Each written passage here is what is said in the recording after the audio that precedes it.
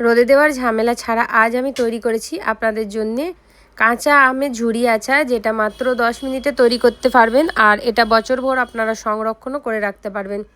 খুবই দুর্দান্ত খেতে হয়, গরম গরম ভাত, রুটি, মুড়ি সব কিছুর সাথে মাখিয়ে খেতে পারবেন। এটা এতটাই বেশি টেস্টি হয়।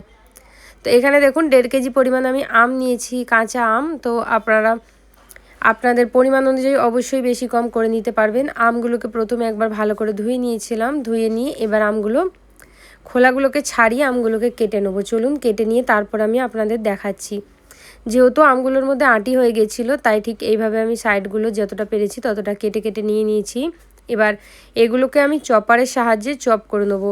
আপনারা চাইলে গ্রেটারের সাহায্যে গ্রেটও করে নিতে পারেন, কোনো রকম অসুবিধা নেই। এখানে যেহেতু আমার কাছে বড় চপার আছে, তাই বড়টার মধ্যে একবারে পুরোটা দিচ্ছি। আপনাদের কাছে যদি না থাকে আপনারা চপার কিনে নিতে পারবেন। সরাসরি আমার ডেসক্রিপশান বক্সে লিঙ্ক দেওয়া থাকবে, 150 থেকে 200 টাকার মধ্যে আপনারা মিনি চপারগুলো কিনে নিতে পারবেন। যদি কেউ কেনার ইচ্ছুক থাকেন অবশ্যই আমার ইউটিউব চ্যানেলে ডেসক্রিপশান বক্স থেকে কিনে নেবেন। চপারের মধ্যেই দেখুন আমি সাথে দিয়ে দিচ্ছি হচ্ছে 250 গ্রাম পরিমাণ কাঁচা লঙ্কা। লঙ্কা আর আমের এই আচারটা কিন্তু খুবই টেস্টি হয় খেতে। দুটোকে কিন্তু চপ করে নিয়ে চলে এলাম। দেখুন মাত্র 5 মিনিটও টাইম লাগে না, একদম সুন্দরভাবে ছোট ছোট টুকরোয় কেটে যায়। তো এটাকে আমি ভালো করে করে নিয়েছি। এবার আপনাদেরকে সরাসরি চলে যাব নিয়ে নেক্সট প্রসেসে।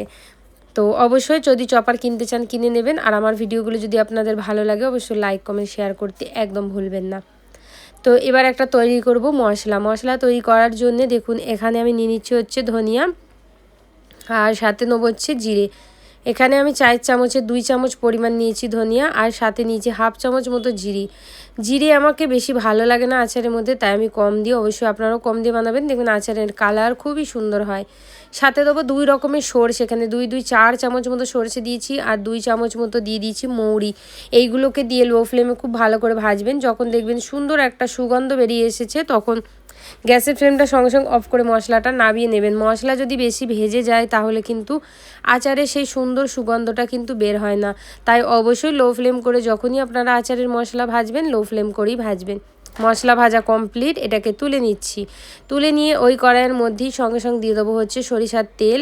এখানে যেহেতু কড়াইটা গরম তাই আমি দিচ্ছি সরিষার তেল। তেলটা অবশ্যই যখন ভালোভাবে গরম হয়ে যাবে গ্যাসের ফ্লেমটা লো করে 1 চামচ মতো কালো গোটা জিরে দিয়ে দিচ্ছি, আর সাথে দিয়ে দেবো হচ্ছে হিং। অনেকেই আমায় প্রশ্ন করেন যে হিং কি, এর আগের আচারের রেসিপিতেও আপনারা প্রশ্ন করেছেন যে হিংটা কোথায় পাবো আর হিং দিলে কি হয়। হিং দিলে খুব সুন্দর একটা সুগন্ধ হয়। আপনারা যদি এই হিংটা কিনতে চান আমার ইউটিউব চ্যানেলের ডেসক্রিপশান বক্সে হিংয়ের লিঙ্কও দেওয়া থাকবে, সরাসরি আপনারা অ্যামাজন থেকে কিনে নিতে পারবেন এই হিংটা। আর হিং দিলে কিন্তু আচারের মধ্যে খুবই সুন্দর একটা সুগন্ধ হয়। আর আপনারা যে কোনো ডাল বা যে কোনো রেসিপিতে এটা ব্যবহার করতে পারবেন। হিংটা দিলে খুবই সুন্দর ভালো লাগে খেতে।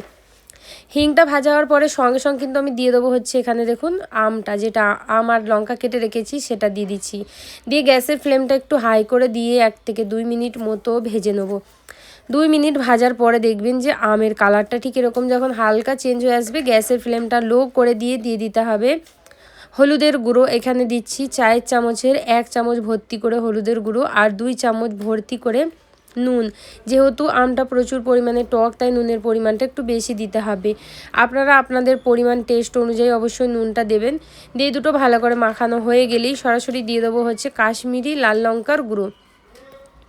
এতে ঝাল আর কালার কিন্তু দুটোই খুব ভালোভাবে সুন্দরভাবে হয়। আপনারা যদি এই কাশ্মীরি লাল লঙ্কার গুঁড়োটাও কিনতে চান আমার ডেসক্রিপশান বক্স থেকে লিঙ্ক দেওয়া থাকবে, কিনে নিতে পারবেন। গ্যাসের ফ্লেমটা এবারে আমি লো করে দেবো, পুরোপুরি লো করে দেওয়ার পরে এটাকে খুব ভালো করে মিক্স করে নেবো। আর মেশানো হয়ে গেলেই যে আচারের মশলাটা তৈরি করেছিলাম সেই মশলাটা কিন্তু এবার গুঁড়ো করেছি এটা সরাসরি আমি এর মধ্যে দিয়ে দিচ্ছি। দিয়ে ভালো করে নাড়িয়ে চাড়িয়ে নেবো। আর গ্যাসের ফ্লেমটা কিন্তু এবারে আমি বন্ধ করে দেবো। খুব ভালো করে মিক্স করে নেবো। মিক্স করা হয়ে গেলেই কিন্তু গ্যাসের ফ্লেমটা আমি সঙ্গে সঙ্গে অফ করে দেবো। এটা যদি আপনারা দীর্ঘদিন পর্যন্ত কিন্তু সংরক্ষণ করতে চান তাহলে অবশ্যই এর মধ্যে সামান্য পরিমাণ দিয়ে দিতে হবে ভিনিগার, সেটাও আমি দিয়ে আপনাদের দেখাবো। তো এই রেসিপিটা আপনাদের যদি ভালো লাগে অবশ্যই বন্ধুবান্ধবের মধ্যে শেয়ার করে দেবেন, আর সাথে আমার চ্যানেলটা সাবস্ক্রাইব করবেন, ফেসবুক পেজটাকে অবশ্যই ফলো করে নেবেন। 1 চামচ মতো দেখুন ভিনিগার দিয়ে দিচ্ছি, দিয়ে খুব ভালো করে মিশিয়ে নেবো। দিয়ে যতক্ষণ না এটা নর্মাল টেম্পারেচারে আসছে না ততক্ষণ ঠিক এইভাবে রেখে দেবো। প্রায় আধ ঘন্টা মতো রাখলেই এটা সুন্দরভাবে ঠান্ডা হয়ে যাবে। আর দেখবেন আমটা দেখুন কি সুন্দর কালার হয়ে গেছে আচারের। এই আচার কিন্তু দীর্ঘদিন পর্যন্ত খারাপ হয় না, খুবই ভালো থাকে, আর যত দিন যায় ততই কিন্তু টেস্ট এর বেড়ে যায়। কোনো রকম কিন্তু রোদ্দুরে দিতে হবে না, এটা আপনারা সরাসরি কাঁচের বয়ামে ভরে রেখে দিতে পারবেন। শুকনো করে নিয়েছি, কাঁচের বয়ামটা যেন কোনো রকম জল না থাকে সেটা অবশ্যই মাথায় রাখবেন। দিয়ে এবার আমের আচারটা এর মধ্যে আমাদেরকে দিয়ে দিতে হবে। কাঁচের বয়ামেরও লিঙ্ক কিন্তু ডেসক্রিপশান বক্সে দেওয়া থাকবে, এটাও যদি কিনতে চান অবশ্যই ডেসক্রিপশান বক্স থেকে কিনে নিতে পারবেন। দেখুন বয়ামের মধ্যে পুরোপুরি কিন্তু আচারটাকে আমি ভরে দেবো। দেখুন এতটা আমিও কিন্তু এখানে হাফ বয়াম মতোই কিন্তু আচার তৈরি হয়েছে। তো এবার পুরোটা দেওয়ার পরে এখানে আগে থেকে কিন্তু আমি একটু সরষের তেল গরম করে রেখে দিয়েছিলাম, গরম করে এটাকে পুরোপুরি ঠান্ডা করে নিয়েছি সরাসরি। এবার বয়ামের মধ্যে আমি তেলটা দিয়ে দেবো।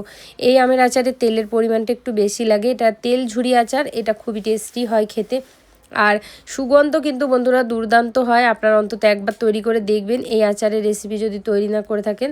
আমার চ্যানেলে অনেক রকমের আচার দেওয়া আছে, আপনারা যদি না দেখে থাকেন অবশ্যই দেখবেন। পুরো ভিডিওটা দেখার জন্য আপনাদের অসংখ্য অসংখ্য ধন্যবাদ। ভালো থাকবেন, সুস্থ